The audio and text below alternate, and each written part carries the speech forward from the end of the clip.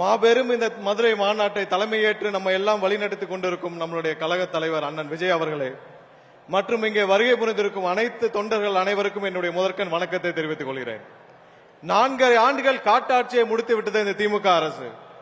விவசாயிகள் ஆரம்பிச்ச அரசு ஊழியர்கள் முதல் இன்றைக்கு தூய்மை பணியாளர் வரை அனைவரும் கடுமையாக நேரடியாக பாதிக்கப்பட்டுள்ள இந்த திமுக அரசால், திரு ஸ்டாலின் அவர்கள் தலைமையிலான அரசால் விவசாயிகள் ஒவ்வொரு நொடியும் பாதிக்கப்பட்டார்கள். இன்றைக்கு நேற்று பார்த்திருப்போம் தூய்மை பணியாளர் வரைக்கும் எவ்வளவு பாதிக்கப்பட்டார்கள் என்று.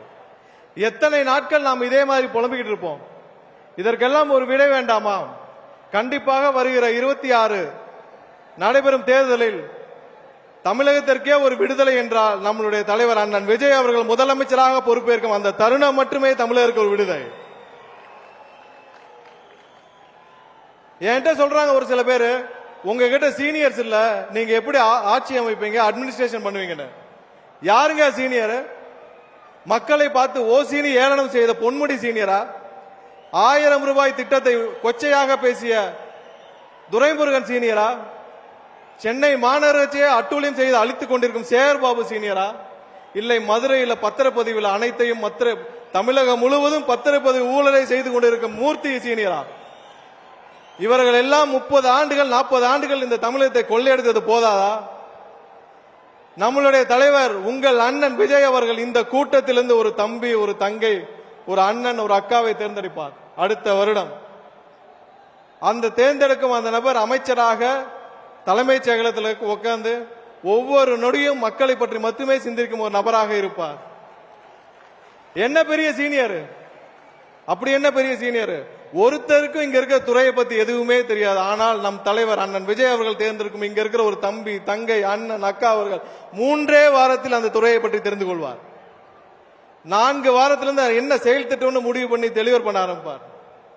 நாட்டை பற்றி சிந்திக்கும் ஒரு நபர் கண்டிப்பாக அமைச்சரவையில் உட்கார வைக்கணும்னா அது அண்ணன் விஜய் அவர்களால் மட்டுமே முடியும். என்னிடம் ஒருவர் கேட்டார், நம்ம ஊர்ல வேலை பார்க்கிற ஒரு அக்கா கேட்டுச்சு ஒரு 3 மாசத்துக்கு முன்னாடி, அண்ணே எலெக்ஷன் அப்ப கட்சிக்காரங்க எல்லாம் காசு கொடுப்பாங்க, அதெல்லாம் வாங்கிட்டு விஜய்க்கு ஓட்டு போட்டா அவங்களுக்கு தெரிஞ்சிருமான்னு. அப்பதான் ஒரு விஷயம் எனக்கு புரிஞ்சது. 3 மாசத்துக்கு முன்னாடியே தமிழகத்துடைய அக்கா மாதிரி தாய்மார் மாதிரி பல பேர் தயாராகிட்டாங்க.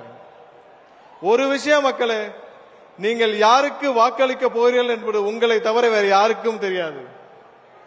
ஏழை மக்களை மிரட்டி 500 1000 வாங்க முடியும் என்று நினைப்பவர்கள் யாராலும் இனிமேல் அதை செய்ய முடியாது. தமிழக வெற்றி கழகம் ஒரு கட்சி மட்டுமல்ல, அது ஒரு தலைமுறைக்கான எமோஷன். 40-50 ஆண்டுகளுக்கு அப்புறம் இந்த தலைமுறையே மாற்றி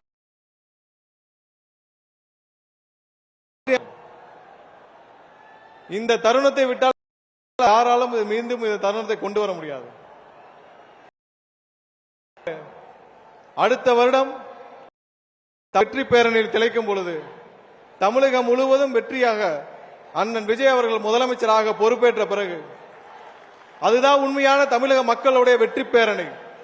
அந்த வெற்றி பேரணியை தமிழகம் முழுவதும் திளைக்கும் பொழுது அந்த வெற்றி மாநாடு இதே மதுரையில் வைக்க வேண்டும் என்று தலைவர் அவர்களிடம் உங்கள் சார்பாக நான் கோரிக்கை வைத்து இந்த வாய்ப்பை வழங்கிய தலைவருக்கும் உங்கள் அண்ணனுக்கும் என்னுடைய நன்றியை தெரிவித்துக் கொண்டு விடைபெறுகிறேன். நன்றி, வணக்கம். செய்திகளை உடனுக்குடனும் துல்லியமாகவும் தெரிந்து கொள்ள சப்ஸ்கிரைப் பண்ணுங்க.